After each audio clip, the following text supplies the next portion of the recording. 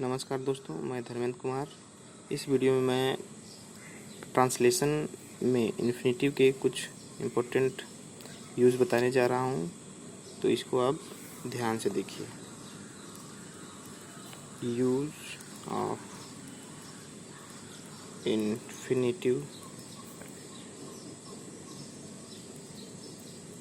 With auxiliary verbs.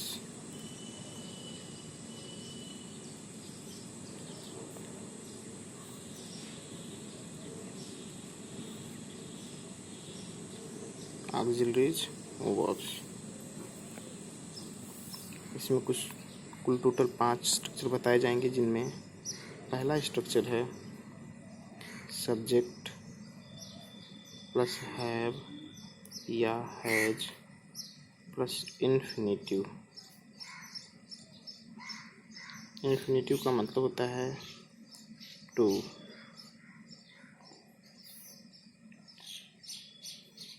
इसका अर्थ होता है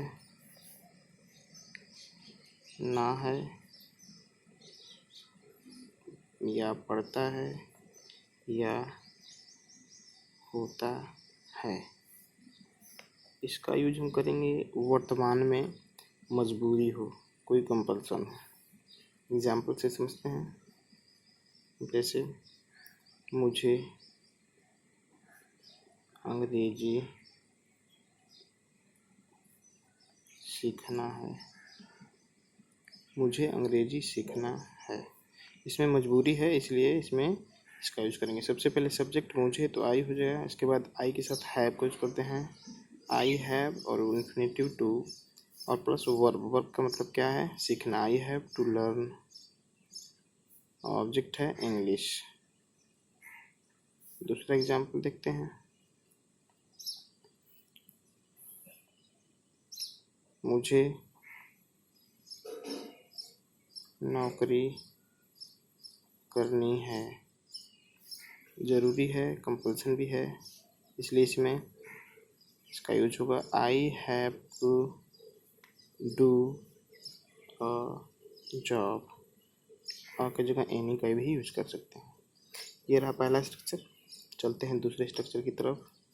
दूसरा स्ट्रक्चर है subject plus had plus infinitive. उसके बाद वर्ब आएगा प्लस सब्जेक्ट, या अदर भी लिख सकते हैं। भूतकाल में जब कोई नेसेसिटी हो, ज़रूरी हो और मजबूरी हो, तब हम इस स्ट्रक्चर का प्रयोग करेंगे। इसका अर्थ होगा पड़ा। एग्जाम्पल से समझते हैं। जैसे मुझे तुम्हारे लिए झूठ बोलना पड़ा, तो हो जाएगा मुझे सब्जेक्ट है आई, उसके बाद हैड, इन्फिनेटिव क्या यूज करेंगे? To. I had to fish. Verb, verb क्या है? बोलना, तो आई हैड टू टेल। झूठ है तो ए लाई।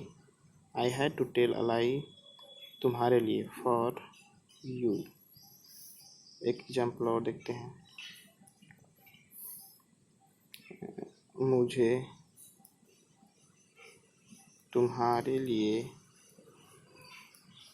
यह कार्य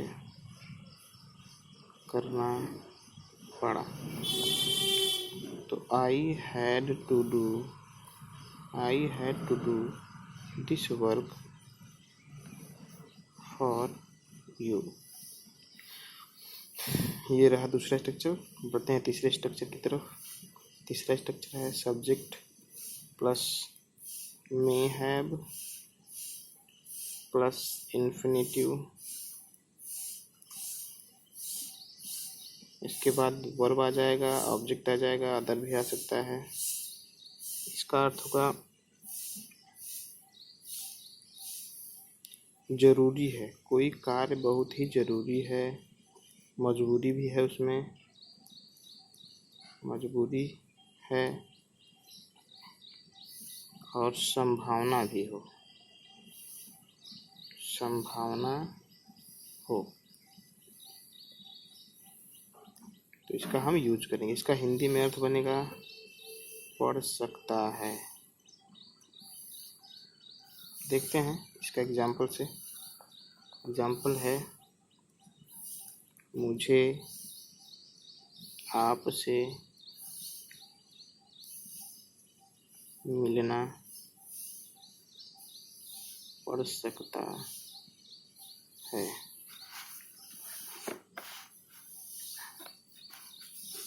बनाएंगे subject I may have, infinitive है तो टू लगा देंगे। I may have to, verb लगाएंगे मीट, मिलना। I have to meet you, I have to meet you.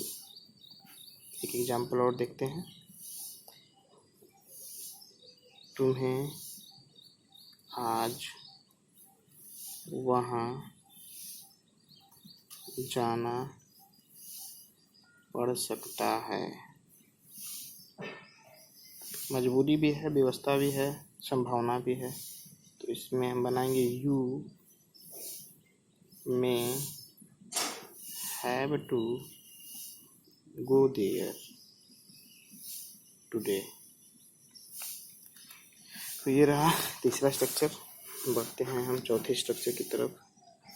चौथा स्ट्रक्चर है सब्जेक्ट प्लस शैल या will plus have plus infinitive.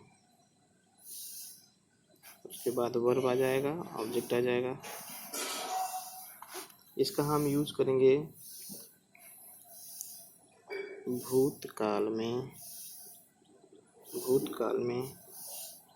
Necessity मतलब जरूरत, अनिवार्यता हो। कंपल्सन मतलब व्यवस्था हो, मजबूरी हो या पॉसिबिलिटी हो। पॉसिबिलिटी मतलब होता है संभावना। इसका हिंदी में अर्थ हो जाएगा भाई पड़ेगा। एग्जाम्पल से समझते हैं। एग्जाम्पल से आपको अंग्रेजी सीखना पड़ेगा। बहुत ज़रूरी है भाई। कंपल्सन भी है, मजबूरी भी है किसी नौकरी के लिए। तो इसमें कंपल्सन दिख रहा है, अनिवार्यता भी है और भविष्य संभावना भी है। इसका अनुवाद कैसे बनाएंगे? यू विल हैव, यू के संग विल का यूज होगा। आई और वी के संग शैल, बाकी के साथ विल। तो you will have to learn English. Example और देखते हैं। जैसे आपको उनके सामने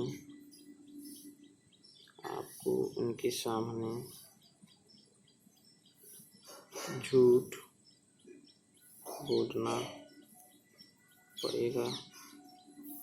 बनेगा you will have to tell a lie. अब यहाँ पे उनके सामने के संग पे बिफोर का भी लिख सकते हैं या ऑफ का भी यूज कर सकते हैं। A lie before him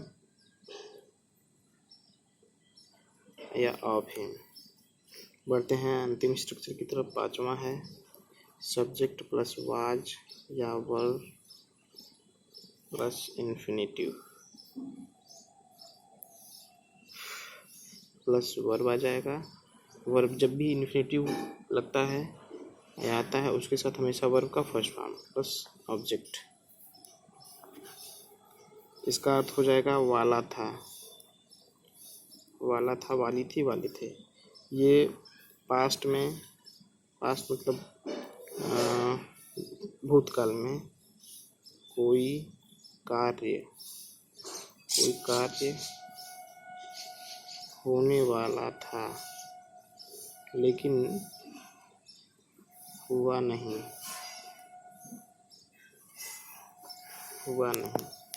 possibility भी दर्शाता है और कोई कार्य हुआ या नहीं, कोई कार्य होने वाला था और हुआ नहीं। एग्जाम्पल से समझेंगे, जैसे मेरा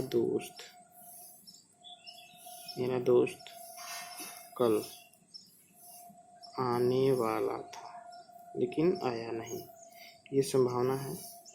ठीक, इसका यूज़ करेंगे। सब्जेक्ट है मेरा दोस्त, माई फ्रेंड, उसके बाद वाज, माई फ्रेंड वाज, उसके बाद infinitive was to come yesterday. एक लास्ट एग्जांपल देखते हैं। मैं आपसे कल मिलने वाला था भाई, लेकिन मिल नहीं पाया। ठीक, नेक्स्ट एग्जांपल है I was to meet you yesterday. तो ये रहा बच्चों 5 स्ट्रक्चर, बहुत ही इंपॉर्टेंट। इस स्ट्रक्चर पे जितने भी स्ट्रक्चर हमने बताए हैं, कम से कम 10-10 सेंटेंस बनाएं और इसका प्रैक्टिस करें, अभ्यास करें। धन्यवाद।